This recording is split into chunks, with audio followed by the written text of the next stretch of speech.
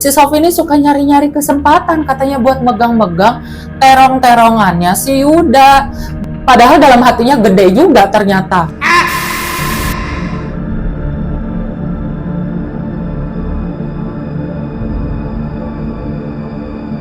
Hai, welcome back to my channel. Aku Immanuel dan di video kali ini aku akan membawakan satu cerita horor yang dikirim melalui email. Finally ada yang email juga guys, for the first time, walaupun belum terlalu rame ya kan. Dan aku ucapkan terima kasih banyak buat narasumber yang mau nih ngasih cerita ke email, walaupun cuma 1-2, it's okay, nggak masalah buat aku. Tetap akan aku ceritain. Jadi cerita horor kali ini dikirim dari Teteh Sofi dari satu kota di Jawa Barat. Kejadian ini terjadi di tahun 2008. Waktu itu Teh Sofi baru lulus SMA dan hendak melanjutkan kuliah. Cuma jeda antara lulus SMA ke kuliahnya itu kan emang lumayan lama katanya. Jadi aktivitasnya di rumah yang nganggur, ngaso-ngaso, hardolin katanya. Nah, Teh Sofi ini punya bestie satu angkatan namanya Neneng. Hari itu Neneng datang ke rumahnya Sofi kan ya. Main-main lah, ngobrol-ngobrol gitu kan. FYI, Sofi sama Neneng ini sahabatan sejak dari SMP.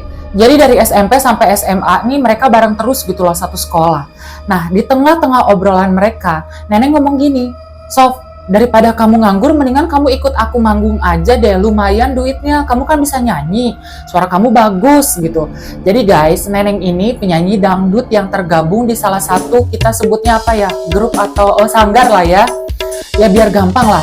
Jadi dari zaman sekolah sampai saat itu Neneng suka ikut-ikut manggung, nyanyi gitu loh ya, buat ngisi-ngisi waktu luang sama nambah-nambah uang jajan. Lumayan katanya kalau dapat saweran tuh duit dikumpulin, abis itu dibagi rata gitu sama biduan-biduan yang lain.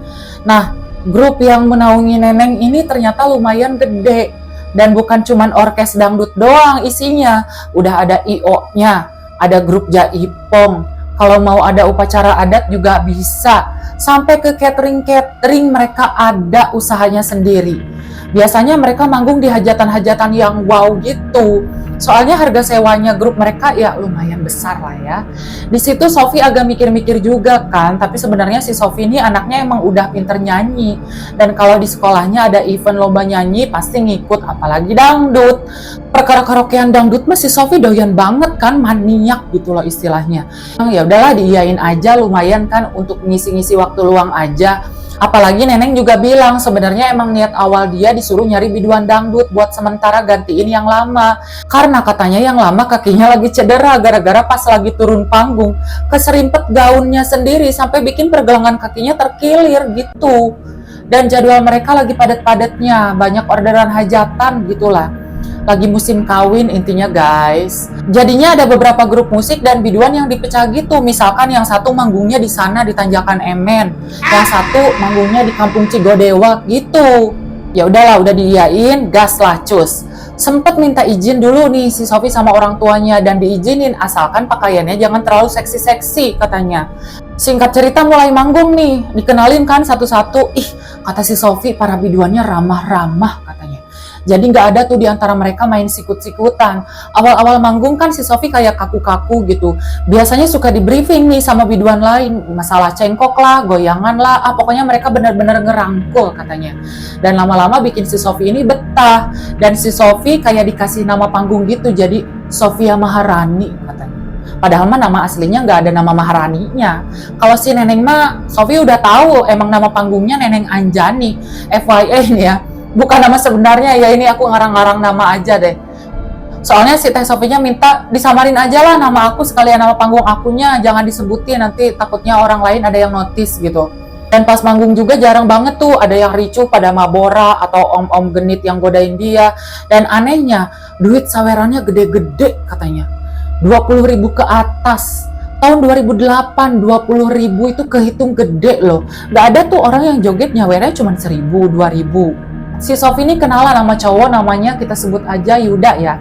Nah, si Yuda ini ternyata anaknya yang punya grup gede itu. Dan sama juga dia mengisi waktu luangnya buat manggung. Soalnya si Yuda ini punya kayak semacam usaha kecil-kecilan gitulah.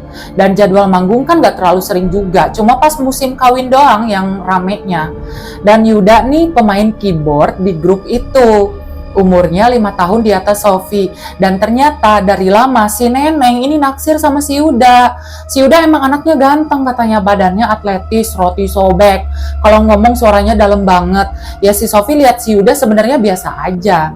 Bahkan katanya di usianya yang masih muda, si Yuda nih penampilannya kayak om-om senang. Jadi bukan tipenya si Sofi lah. Singkat cerita, Sofi udah 2 bulan nih gabung sama mereka. Dalam sebulan ada kali 5-6 kali manggung karena lagi nggak terlalu padat banget. Karena biasanya nih, selain ngisi acara hajatan, mereka kayak ngisi-ngisi event-event gitulah. Di luar dangdutan buat hajatan. Si Yuda nih ternyata diam-diam perhatian banget sama si Sofi. Tiap habis manggung, si Sofi suka ditawarin mau pulang bareng nggak? Atau biasanya malam-malam nih suka SMS dia. Udah bobok belum? Paginya udah bangun belum? Dan gak jarang juga si Yuda nih sengaja gitu main ke rumahnya si Sofi, bawain makanan buat emak bapaknya si Sofi. Belaga jadi calon mantu idaman lah, padahal si Sofi ya biasa-biasa aja. Sebenarnya si Sofi juga agak risih sama si Yuda karena kan dia tahu kalau Neneng tuh naksir sama si Yuda. Sebagai teman yang baik, alangkah baiknya dia nggak menjadi penghalang antara target Neneng untuk mendapatkan cintanya Yuda gitu. Sampai tiba-tiba si Sofi ini ditembak sama si Yuda. Terus si Sofi ngomong ke si Yuda, intinya dia nolak Yuda. Dan si Yuda juga sebenarnya tahu kalau si Neneng naksir sama dia. Udah dari lama sih, tapi ya tetap nggak direspon lah sama si Yudanya, orang dia yang nggak suka kan. Kasihan ya si Neneng. Nah, beberapa hari kemudian nih, pas mereka beres manggung, tiba-tiba si Neneng ngelabrak si Sofi. Sofi, kok kamu tega banget sih sama aku? Katanya, kamu kan tahu kalau aku suka sama Yuda, kok kamu malah nusuk aku dari belakang?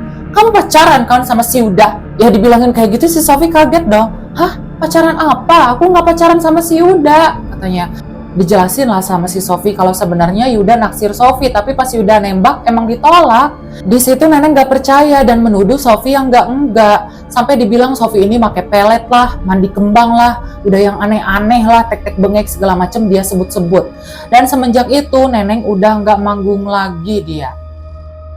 Officially keluar dari grup dangdut.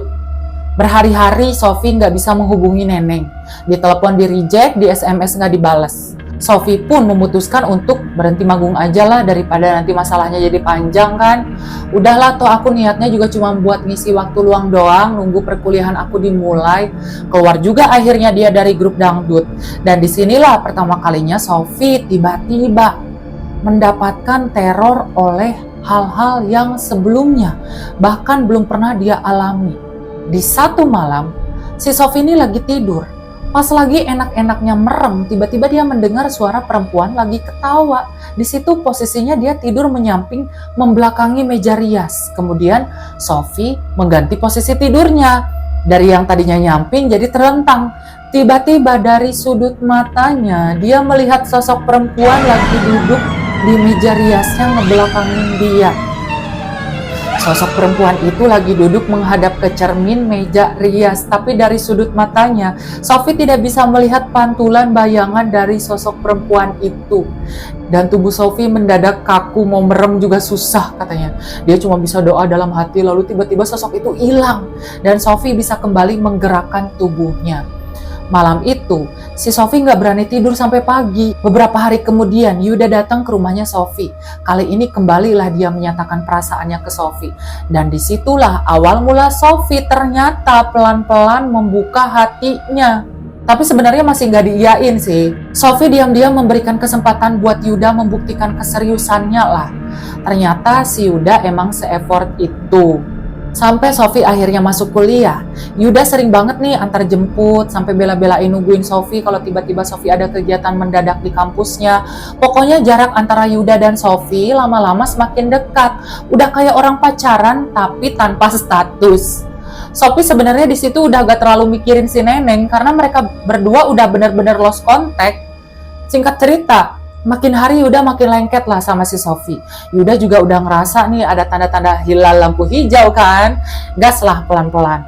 Dan waktu itu ternyata Sofi merasakan setiap kali dirinya dekat sama Yuda, ada respon-respon aneh di tubuhnya si Sofi katanya. Jadi naluri kewanitaannya kayak bergejolak gitu. Karena sebenarnya si Sofi belum pernah pacaran sama siapapun kan. Dan Yuda ini jadi laki-laki pertama yang se-effort itu ingin mendapatkan cintanya. Lama-lama sebenarnya si Sofi ini ngelihat si Yuda nih kayak emang ganteng juga ternyata nih cowok kan. Tiap kali ngobrol sama si Yuda nih, di bawahnya si Sofi tuh kadang-kadang suka tiba-tiba becek katanya. Sampai lagi duduk aja dia blingsatan gak jelas. Cuma dengar suara khasnya si Yuda yang dalam gitu bikin Sofi bergidik merinding dan berdesir. Shanghai. Kan pokoknya udah gelisah deh, blingsatan gitu. Ya ampun teh Sofi ini, sampai si Sofi ini mikir gitu. Sampai si Sofi ini mikir, ya ampun masa sih aku bisa segatal ini sama laki gitu kan. Dan itu bukan cuma sekali dua kali cuy. Dan Sofi mengaku kalau dirinya mulai jatuh cinta sama si Yuda. Sampai akhirnya Sofi ditembak lagi sama si Yuda, langsung diiyain tanpa babi bu cas cisus. Langsung oke, gaskeun. Singkat cerita ya udahlah mereka pacaran. Si Sofi ini jadi bener-bener lengket banget sama si Yuda, lebih ke arah overprotective. Kalau si Yuda nih lagi manggung aja, Sofi ini suka ngintilin. Kalau kelihatan Yuda lagi ngobrol misalkan sama biduan, terus kelihatan sama si Sofi nih, pasti si Sofi ngambek ujung-ujungnya. Padahal mah katanya bukan ngobrol yang aneh-aneh, ya posisinya kan Yuda lagi duduk di depan keyboard. Si biduannya lagi ngajak ngobrol gitu kan. Itu sebenarnya mereka lagi nyari nada, kayak gitu doang. Si Sofi panas. Ya pulangnya si Sofi ngambek gak jelas lah. Dia sering juga ngerasa dirinya mendadak aneh semenjak pacaran sama si Yuda. Dan tetap terkadang kalau mereka lagi berduaan, lagi ngobrol doang, padahal kejadian becek di bawah nih pasti sekali dua kali kejadian. Ini yang paling agak barbar sih, mereka kan sering boncengan. Si Yuda ini kan yang bawa motor, terus Sofi yang dibonceng kan sambil meluk dari belakang. Si Sofi ini suka nyari-nyari kesempatan katanya buat megang-megang terong-terongannya si Yuda. Jadi kalau ada polisi tidur kayak aduh pura-pura kaget terus tangannya sengaja nyentuh obladi-obladanya si Yuda gitu loh. Abis itu aduh maaf ya nggak sengaja katanya. Padahal dalam hatinya gede juga ternyata. Semakin lama Sofi merasa dirinya terlalu barbar sama si Yuda sampai membuat Sofi Hamidun di DP dulu sama si Yuda.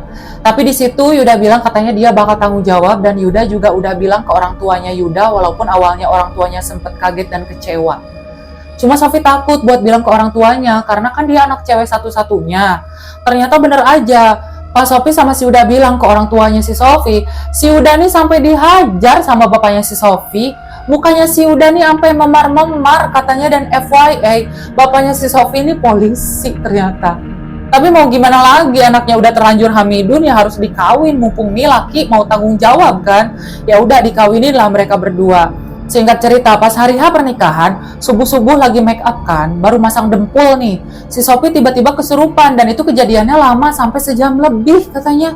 Selama itu si Sofi teriak-teriak sambil ketawa-ketawa sampai bikin orang satu rumah yang lagi pada riweh nih, nyiapin ini itu ikutan panik lihat si Sofi yang lagi dirias tiba-tiba kesurupan kejer.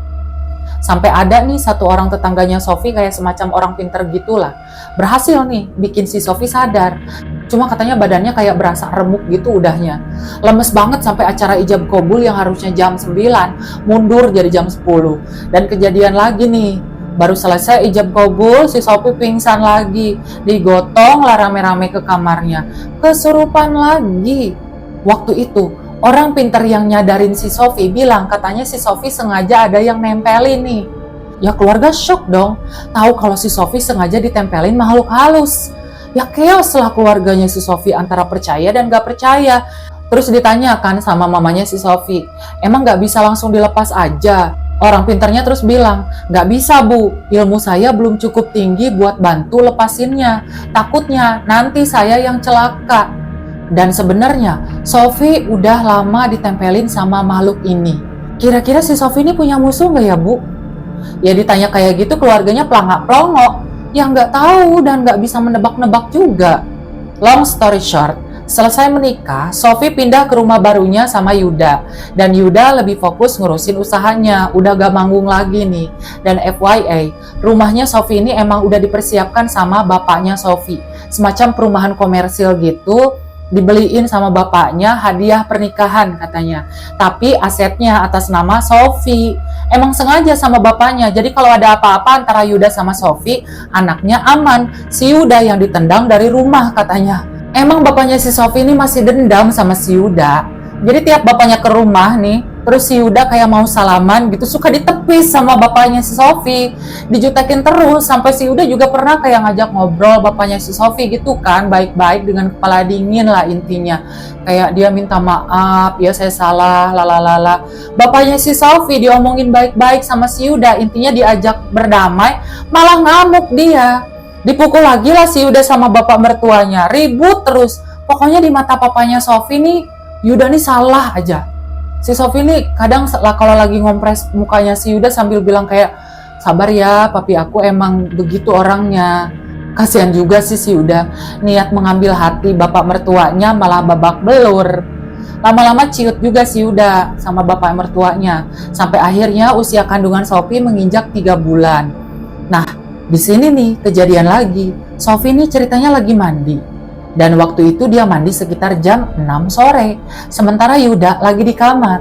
Pas lagi asik-asik mandi nih, dia ngerasa ada tangan yang ngegerayangin dari betis naik ke paha gitu. Ya Sofi kaget kan, karena makin ke atas, naik sampai ke mohon maaf bagian pribadinya. Sofi posisinya lagi merem. Pas dia melek, dia melihat ada sosok perempuan rambutnya gimbal lagi duduk di depannya, persis matanya merah menyala, mulutnya nganga, dan tangannya masuk ke dalam anunya si Sofi. Si Sofi yang shock bener-bener sambil kesakitan, gak bisa bergerak. Dia cuma bisa lihat sosok itu yang lagi ngodok bagian anunya si Sofi dari bawah tuh, kayak dikodok kayak gitu. Dan Sofi melihat lantai kamar mandi sudah penuh dengan darah. Dan dengan kesakitan dia langsung pingsan. Sofi kemudian terbangun dan tiba-tiba dia sudah berada di rumah sakit. Dan dia harus menerima kenyataan bahwa janinnya keguguran. Di situ udah banyak keluarga yang datang, termasuk mertuanya dan orang tuanya Sofi. Lagi-lagi bapaknya si Sofi ini sempet cekcok, tapi kali ini sama bapaknya si Yuda. Lagi-lagi bapaknya si Sofi nyalahin si Yuda. Waktu itu pas mereka lagi cekcok, aduh kata si Sofi, udah aku gak mikirin. Soalnya sakit banget katanya. Kayak hampir mau sekarat gitu katanya. Bahkan si Sofi masih kayak ngerasa sakit di bagian anunya. Meskipun sebenarnya sosok perempuan itu udah jelas bukan manusia kan, tapi si Sofi ini merasakan kayak tangannya nih masuk sampai bikin dia kesakitan, sampai dia dapet luka jahitan. Waktu itu si Yuda sempat dibawa nih sama orang tuanya dan mertuanya, ya mereka kayak bicara 4 mata lah. Sekembalinya Yuda ke kamar Sofi, yang Sofi lihat Yuda masuk ke kamar Sofi dengan mata yang sembab dan kayak ada bekas darah di sudut bibirnya gitu loh. Ya udah pasti kena bogem lagi nih sama bapaknya Sofi. Aduh kasihan banget sih sebenarnya sama si Yuda. Waktu itu Yuda duduk di samping Sofi, gak ngomong tapi cuma duduk tertunduk, abis itu nangis. Sofi langsung pegang tangannya si Yuda kan. Lagi-lagi Sofi bilang, kamu harus sabar ya ngadepin papa, kata Sofi. Diomongin gitu si Yuda katanya makin nangis kejer kayak anak kecil. Terus Yuda cerita kalau semua ini adalah salahnya dia. Kita flashback nih ke beberapa waktu sebelum Yuda masuk ke kamarnya Sofi ya. Pas dia ngobrol sama orang tua dan mertuanya. Jadi waktu itu bapaknya Yuda yang mendengar kejadian ini merasa aneh. Mulai dari pas hari pernikahan mereka sampai kejadian Sofi keguguran. Bapaknya Yuda kita sebut aja Pak Dodi ya. Si Pak Dodi ini nanya ke Yuda, Yuda, kamu habis ngapain istri kamu? Jawab yang jujur, katanya, kata bapaknya ya. Awalnya si Yuda nih kekeh gak mau ngomong, tapi lama-lama didesak. Dan Yuda juga merasa sangat bersalah sama Sofi. Akhirnya dia ceritain semuanya. Jadi awal mulanya Yuda ketemu Sofi kan pas Sofi ikut manggung di grupnya dia. Sejak awal Yuda memang naksir sama si Sofi, tapi Sofinya cuek sama si Yuda. Dan si Yuda ini ternyata anak IndiHome atau anak Indomie. Jadi ada satu jin wujudnya perempuan sering ngikutin Yuda dan naksir sama si Yuda. Pokoknya jin ini gatel dan ganjen banget sama si Yuda. Nah, momen ini dimanfaatkan sama si Yuda untuk memikat si Sofi. Caranya, jin ini sengaja disatukan dengan tubuh Sofi supaya si Sofi ini kepancing buat suka sama si Yuda. Dan memang katanya nggak semudah itu. Perlu ritual khusus karena energi dari jin perempuan ini kuat dan butuh dukun atau orang pinter yang bisa nge-embed istilahnya ya, atau nempelin jin ini ke tubuhnya si Sophie. Dan ritualnya dilakukan dari jarak jauh, dan media yang dipakai adalah rambutnya Sophie, foto, dan weton lahirnya Sophie. Dan kejadian Sophie pertama kali melihat sosok itu di kamarnya, itulah malam di mana Yuda dan dukun itu melakukan ritual untuk mengirim sosok jin ini ke tubuhnya Sophie. Dicocokin energinya, dibuat satu frekuensi, gitulah istilahnya. Aku nggak terlalu tahu ya sama hal-hal yang mistik-mistik seperti itu. Aku juga nggak ngerti. Sejak saat itulah Sophie merasa mulai pelan-pelan menyukai Yuda, karena emang gak bisa langsung jeder suka sama si Yuda, jadi memang butuh proses gitu.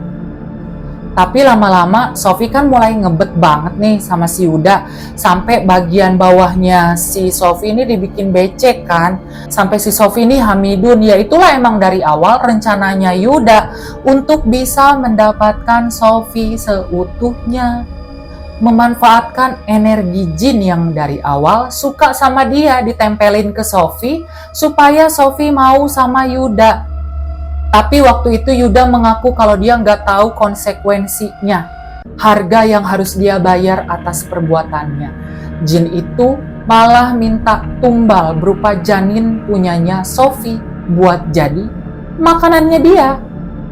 Barulah di situ bapaknya Sophie ninju lagi si Yuda, tapi di situ bapaknya si Sophie ini habis ninju si Yuda nih langsung nangis, katanya langsung nangis kejer. Dia ini polisi loh, habis mukul si Yuda nih langsung sujud-sujud ke si Yuda minta buat ngelepasin itu jin dari badan anaknya. Tapi si Yuda juga bingung gimana cara ngelepasinnya. Sampai akhirnya bapaknya Yuda ngasih saran buat balik lagi deh ke dukun yang udah bantu lo gitu, buat lepasin nih jin ini.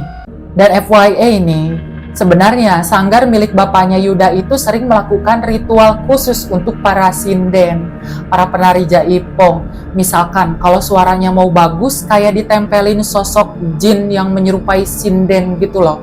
Kalau narinya mau gemulai, ditempelin sama jin penari katanya. Bahkan pemain gendang sekalipun, kalau mau pukulannya mantep, bisa juga ditempelin. Dan memang ritual yang seperti itu udah jadi rahasia umum. Dan untungnya sosok-sosok itu memang gak pernah sampai minta tumbal yang aneh-aneh.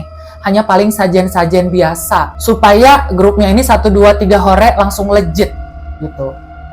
Jadi bukan pesugihan 1, 2, 3 hore langsung mendadak kaya, gak gitu cara mainnya katanya. Makanya kenapa sanggar milik bapaknya Yuda ini bisa dibilang tersohor dan talentnya kualitasnya bagus-bagus. Tapi di beberapa talent memang ada yang pede buat gak pakai gituan, ada yang emang gak pede sampai ditempelin yang gitu-gitu. Dan Neneng juga jadi salah satu yang termasuk pakai yang begituan biar suaranya mantep. Sophie juga sebetulnya tahu karena dia pernah beberapa kali ngeliat itu gendang jaipong dimandiin pakai kembang sama si pemain gendangnya sebelum tampil.